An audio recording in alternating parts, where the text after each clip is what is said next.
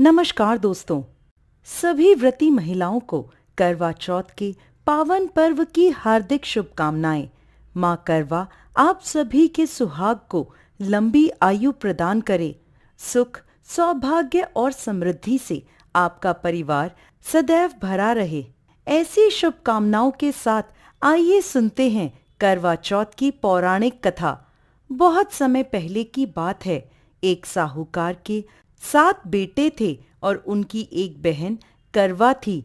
सभी सातों भाई अपनी बहन से बहुत प्रेम करते थे, यहाँ तक कि वो पहले उसे खाना खिलाते और बाद में स्वयं खाते थे। एक बार उनकी बहन ससुराल से मायके आई हुई थी। शाम को भाई जब अपना व्यापार व्यवसाय बंद कर घर आए तो देखा उनकी बहन बहुत व्याकुल थी। सभी भाई खाना खाने बैठे और अपनी बहन से भी खाने का आग्रह करने लगे, लेकिन बहन ने बताया कि आज उसका करवा चौथ का निर्जला उपवास है और वह भोजन सिर्फ चंद्रमा को देखकर उसे अर्घ देकर ही खा सकती है। क्योंकि चंद्रमा अभी तक नहीं निकला, इसलिए वो भूख प्यास से व्याकुल हो उठी है। सबसे छोटे भाई से अपनी बहन की ऐसी हालत देखी नहीं जाती और वह दूर पीपल के पेड़ पर एक दीपक जलाकर चलने की ओट में रख देता है। दूर से देखने पर ऐसा प्रतीत होता है कि जैसे चतुर्थी का चंद्रमा उदित हो रहा हो। इसके बाद भाई अपनी बहन को बताता है कि चंद्रमा उदय हो गया है, तुम उसे अर्घ देने के बाद भोजन कर सकती हो। बहन खुशी के मारे भाभियों के पास भागी भागी गई और कहने लगी, भाभी भाभी चलो, चंद्रमा उदय हो गया, अर्घ देकर व्रत खोलते हैं। सभी भाभियां बोली, नहीं नहीं बहन, ये तो तुम्हारा चंद्रमा निकला है, तुम इसे अर्घ दे दो, हमारा चांद तो बाद में निकलेगा। बहन के कुछ समझ नहीं आया, परंतु भाइयों के कहने पर वो सीढ़ियां चढ़ चंद्रमा को देखती है, उसे अर्घ देकर खाना खाने बैठ जाती है। पहला निवाला मुंह में रखती है तो उसे छींक आ जाती है। दूसरा निवाला मुंह में रखते ही उसमें बाल निकल आता है और जैसे ही तीसरा निवाला मुंह में रखती है कि उसके ससुराल से उसका बुलावा आ जाता है कि जल्द से जल्द वो अपने घर पहुंचे। माँ बेटी को विदा करने के लिए बक्सा खोलती है तो उसमें काले और सफेद कपड़े निकलने लगते हैं। यह देखकर वो घबरा जाती है और बेटी से कहती है कि बेटा, रास्ते में जो भी बड़ा, बूढ़ा या छोटा बच्चा मिले सबके पैर छूती जाना। जैसे ही कोई पूर्ण आशीर्वाद देकर बूढ़ सुहागन होने का कहे तो अपने पल्ले पर गांठ बांध लेना।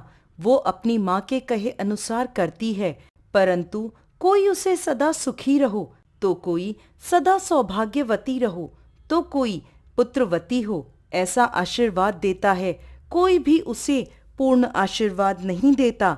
जैसे ही वो अपने ससुराल पहुंचती है तो घर के आंगन में छोटी ननद मिलती है। वो छोटी ननद के पैर छूती है तो छोटी ननद उसे आशीर्वाद देती है, सदा सौभाग्यवती रहो, सदा सुखी रहो, दूधो नाव पूतो फलो, बूढ़ सुहागन हो। ये आशीर्वाद सुनते ही वो अपने पल्ले पर गांठ बांध देती है और अंदर जाती है। जैसे ही अंदर जाती है तो अपने पति का मृत शरीर देखती है। उसे देखते ही वो जोर जोर से रोने लगती है। अब जैसे ही उसके पति को अंतिम संस्कार के लिए ले जाने लगते हैं तो वो जिद कर उनके साथ जाने को कहती है। सभी उसे अपने साथ ले जाते हैं। चिता को अंतिम अग्नि देने का समय होता है तो वह अपने पति को जलाने नहीं देती। परेशान होकर सभी लोग उसे शमशान में एक झोपड़ी डलवा देते हैं। वो अपने पति के शव को लेकर वहां बैठ जाती है और उसकी देखभाल करती रहती है। उसकी छोटी ननद रोज उसके पास आया करती और उसे खाना दे जाया करती थी और वह सुबह शाम अपने पति की साफ सफाई करती और उसके पास बैठी रहती। अब वो हर महीने की चौथ का व्रत करने लगी। व्रत करती, चंद्रमा को अर्घ देती और जब जोत करने बैठती तो चौथ माता प्रकट होकर कहती, करवा ले, घनी बुखारी करवा ले, भाइयों की प्यारी करवा ले। तो वह उनसे अपने पति की आयु मांगती, तो हर महीने की चौथ माता उसे ये कहकर वापस चली जाती कि तेरा सुहाग हमने नहीं, सबसे बड़ी चौथ माता ने लिया है, तो उन्हीं से अपना सुहाग वापस मांगना। ऐसे ही अश्विन माह की चौथ आई तो करवा उनसे कहने लगी, माता मैं 12 महीने से यहाँ बैठी चौथ का व्रत कर रही हूँ, अब तो मुझे मेरा सुहाग वापस लौटा दें। अश्विन की चौथ माता बोली, तेरा सुहाग मैंने नहीं लिया, मुझसे बड़ी कार्तिक की चौथ माता तुझसे नाराज हैं। यदि तू अपने पति के प्राण वापस चाहती है तो उनके पैर पकड़ लेना और छोड़ना मत। 16 श्रृंगार का सारा सामान तैयार रखना। ऐसा कहकर अश्विन की चौथ माता अंतर्ध्यान हो गईं। अब जब कार्तिक की बड़ी चौथ माता आईं तो करवा ने अपनी छोटी ननद से 16 श्रृंगार का सुहाग का सारा सामान मंगवाया। जब ननद ने जाकर माँ को यह बात बताई तो सास बोली, लगता है पागल हो गई है, जो मांगती है दे आ।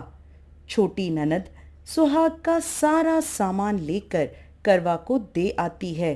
अब वह करवा चौथ का व्रत रखती है, चंद्रमा को अर्घ देती है और जैसे ही जोत करती है तो कार्तिक की बड़ी चौथ माता प्रकट होती हैं और कहने लगती हैं, करवा ले, घनी बुखारी करवा ले, 7 भाइयों की प्यारी करवा ले, दिन में चांद उगाने वाली करवा ले।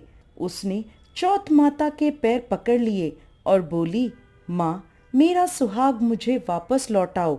ये सुन चौथ माता बोली, अरे तुझे सुहाग से क्या काम, तू तो बहुत भूखी है, 7 भाइयों की प्यारी बहन है। इस बात पर करवा कहने लगी, नहीं माता, मुझसे बहुत बड़ा पाप हो गया, मेरे सुहाग को मुझे लौटा दो। मैं आपके पैर तब तक नहीं छोड़ूंगी जब तक आप मेरा सुहाग मुझे वापस नहीं लौटाती।